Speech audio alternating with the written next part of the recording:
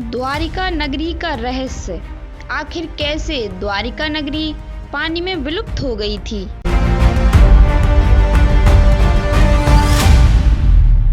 हिंदू धर्म के 4 धामों में से एक द्वारिका धाम को भगवान श्री कृष्ण की नगरी कहते हैं। द्वारिका धाम गुजरात के काठियावाड़ क्षेत्र में अरब सागर के समीप स्थित है। श्री कृष्ण की द्वारिका नगरी के जल में डूब जाने की कई पौराणिक कथाएं हैं।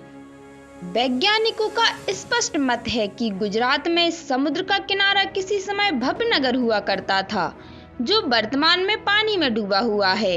यहाँ से कई ऐसी स्थितियां भी बरामद की गई हैं जो इस बात का पुख्ता प्रमाण है कि पानी के नीचे आज भी द्वारिका नगरी की स्थितियां शेष हैं। तो आइए जानते हैं इस वीडियो में कि आखिर कैसे द्वारिका नगरी पानी में विलुप्त हो गई थी।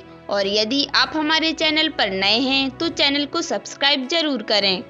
7 पुरियों से द्वारिकापुरी एक ऐसी प्राचीन धार्मिक नगरी है जिससे कई ऐतिहासिक घटनाएं और रहस्यमयी बातें जुड़ी हुई हैं।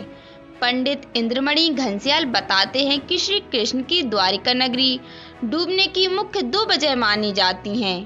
पहला कारण, गांधारी द्वारा भगवान श्री कृष्ण को दिया गया श्राप। जब महाभारत का युद्ध समाप्त हुआ और भगवान श्री कृष्ण पांडवों के साथ हस्तिनापुर की ओर प्रस्थान करने लगे, तब संजय ने गांधारी को बताया कि पांडुपुत्र हस्तिनापुर की ओर आ रहे हैं। संजय ने बताया कि पांडुपुत्रों के साथ में श्री कृष्ण भी हस्तिनापुर आ रहे हैं।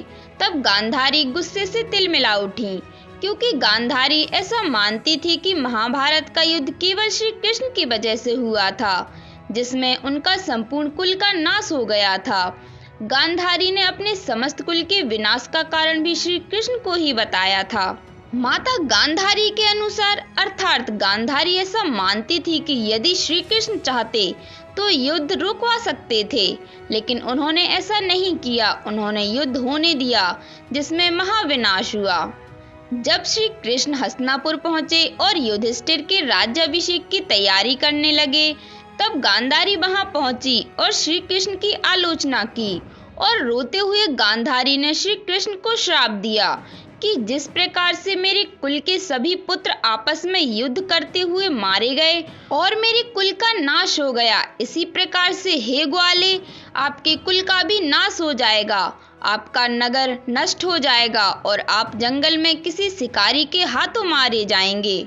गांधारी की यह बात सुनकर श्री कृष्ण मुस्कुराए और उन्होंने कहा, माता, मुझे आपका यह श्राप प्रिय है, मैं इसे स्वीकार करता हूँ।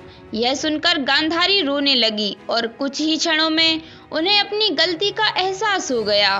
लेकिन श्री कृष्ण ने गांधारी को कहा कि माता के प्रसाद के समान ही मुझे यह श्राप प्रिय है। वहां उपस्थित सभी पांडु भाई रोने लगे कि माता गांधारी ने माधव को यह कैसा श्राप दे दिया।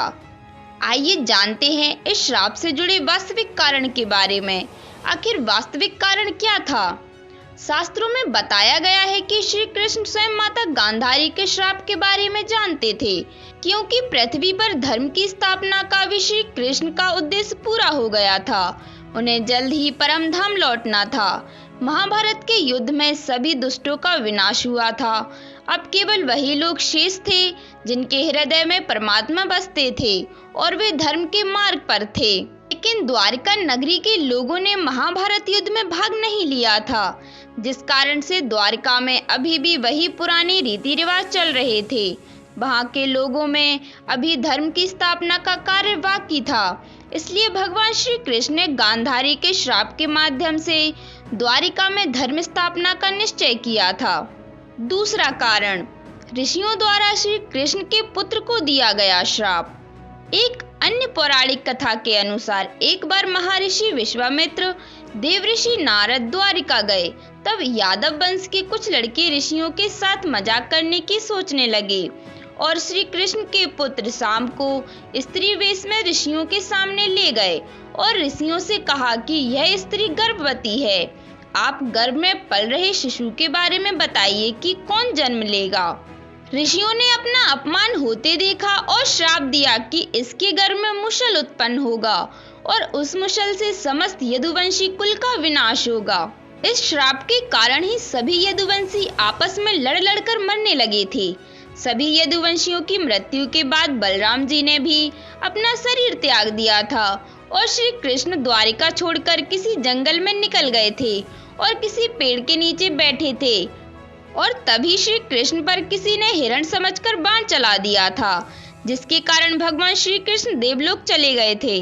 उधर जब पांडवों को द्वारिका में हुई अनहोनी का पता चला तो अर्जुन तुरंत द्वारिका गए और श्री कृष्ण के बचे हुए परिजनों को अपने साथ इंद्रप्रस्थ ले गए। इसके बाद देखते ही देखते पूरी द्वारिका नगरी रहस्यमयी तरीके से समुद्र में समा गई थी।